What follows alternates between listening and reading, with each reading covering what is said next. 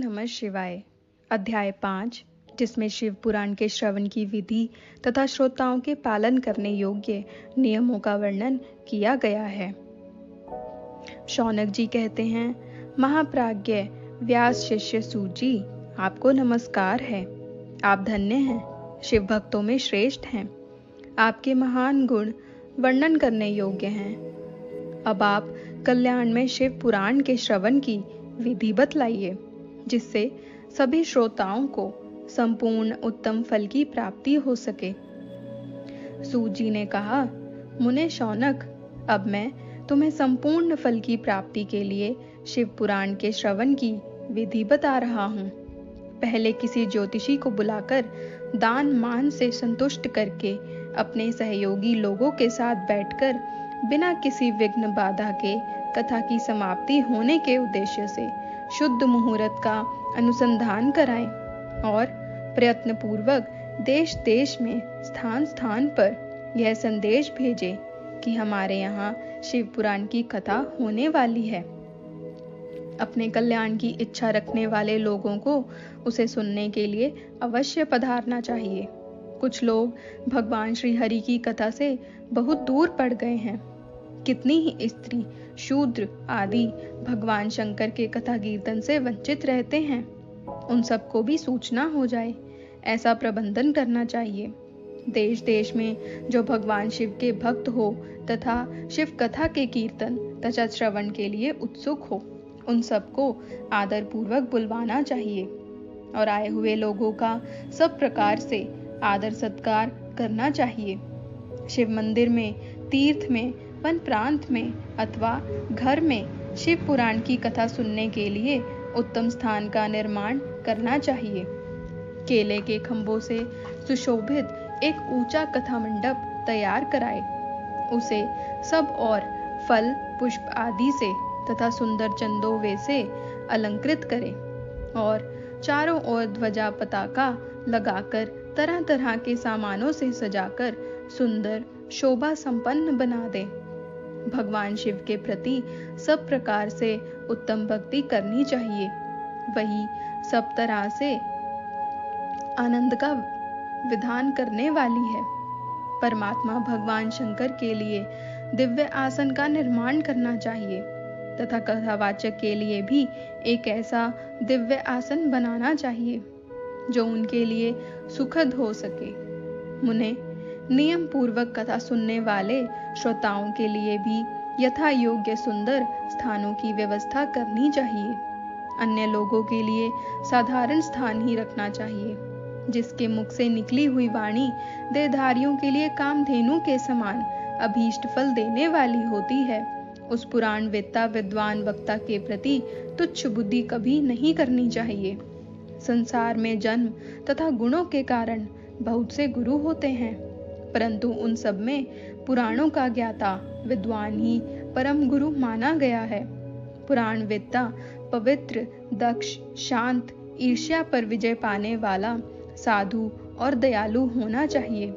ऐसा प्रवचन कुशल विद्वान इस पुण्यमयी कथा को कहे। सूर्योदय से आरंभ करके 3:30 पहर तक उत्तम बुद्धि वाले विद्वान पुरुष को शिव पुराण की कथा सम्यक रीति से बांचनी चाहिए।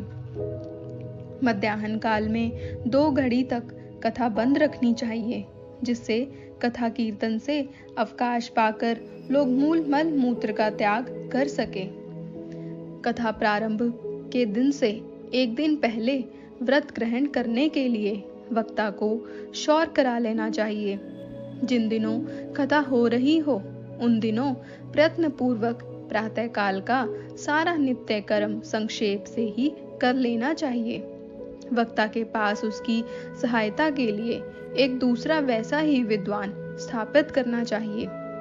वह भी सब प्रकार के संशयों को निवृत्त करने में समर्थ और लोगों को समझाने में कुशल हो। कथा में आने वाले विघ्नों की निवृत्ति के लिए गणेश जी का पूजन करें।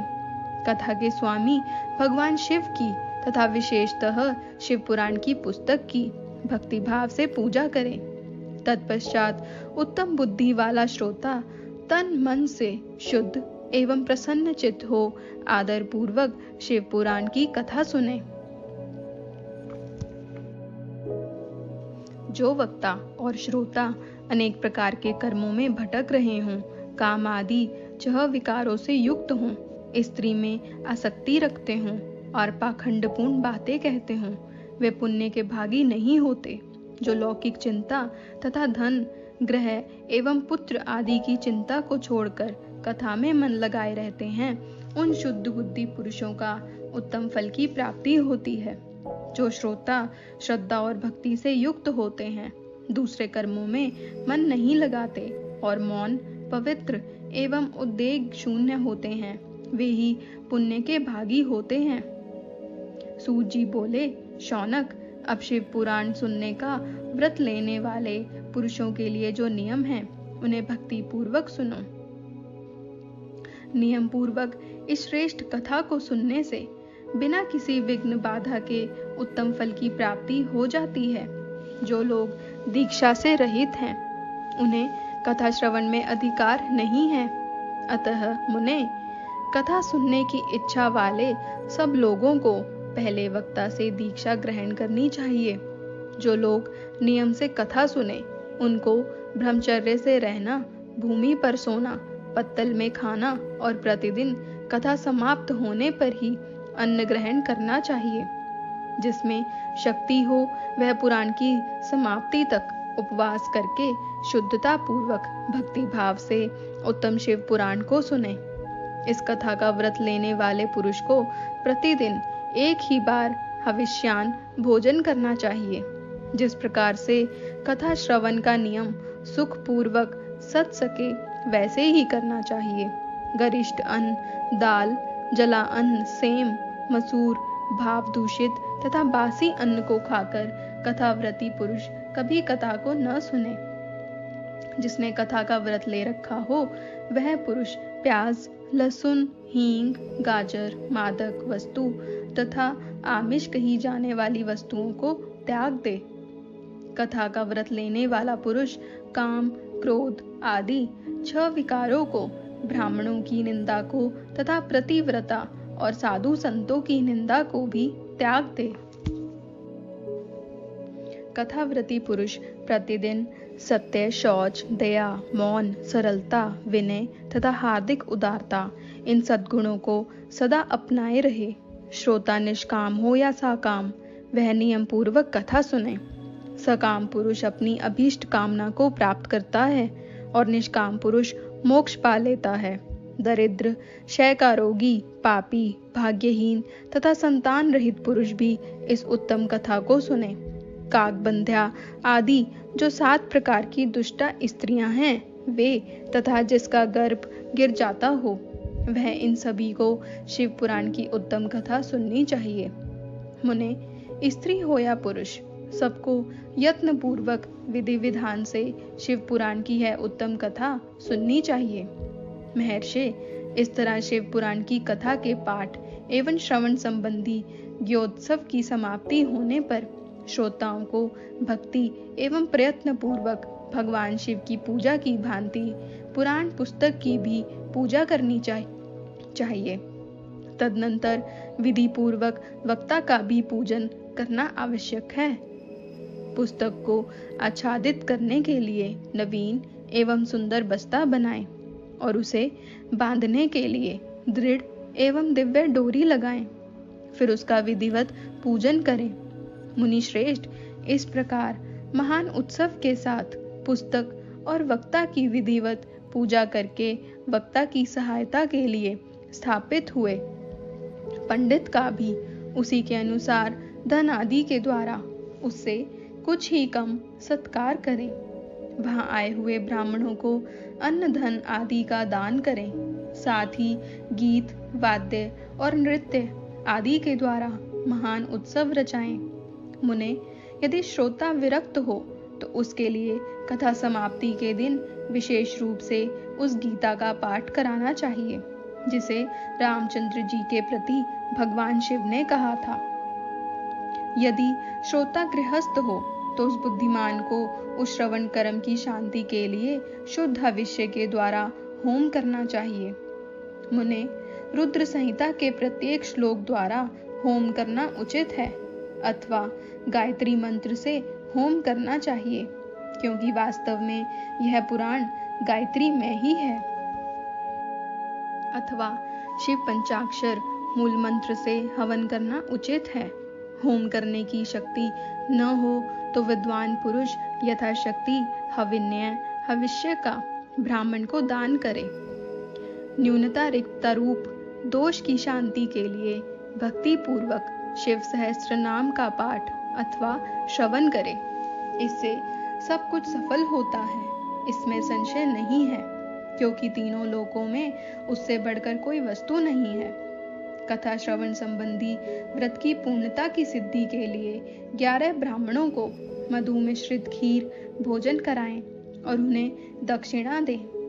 मुने, यदि शक्ति हो तो 3 तोले सोने का एक सुंदर सिंहासन बनवाएं और उस पर उत्तम अक्षरों में लिखी अथवा लिखाई हुई शिव पुराण की पोथी विधि पूर्वक स्थापित करें। तत्पश्चात पुरुष उसकी आवाहन आदि विविध उपचारों से पूजा करके दक्षिणा चढ़ाए।